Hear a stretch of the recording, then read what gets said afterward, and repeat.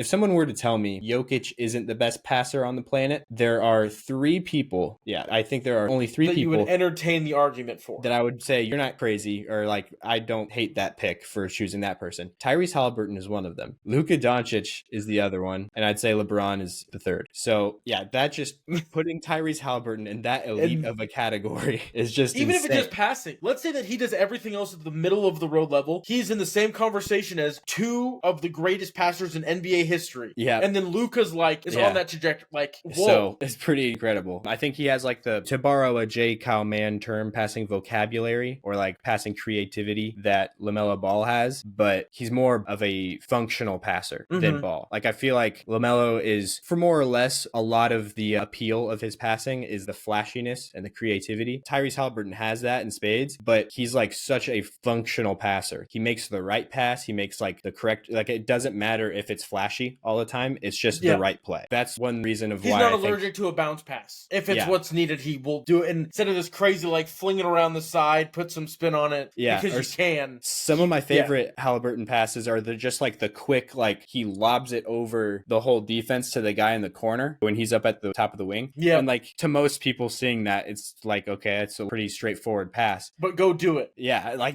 that's just a pass that not a lot of people make. And he does it like so casually. That's another thing with like Jokic, how I feel like the people who don't think of Jokic as the best passer in the league, I feel like those are the type of people that just look at flashiness and that's what they equate skill of passing to. It's like Jokic is he can be flashy. He gets some really crazy passes out there, but most plays Jokic makes are just like the most basic way you could deliver the ball to that person. But sees the window and hits it, doesn't hesitate, just does it. Yeah. So it's like the IQ side of passing as opposed to the physical ability. Like there's obviously both sides to it, but there's 2 like categories of passers, and the IQ side of passing is something that's a lot harder to just like teach people to do. Exactly. Because you don't get time to think about it. You just have to see the window, visualize it, and send it. And I think LeBron does a really good job of that. So another side LeBron's on is the IQ part of passing as opposed to the like, look at this crazy like a passer that's all the way up in the flashiness category and kind of lacking in like the functional category is Jason Williams, White Chocolate. I love that guy. I love watching his like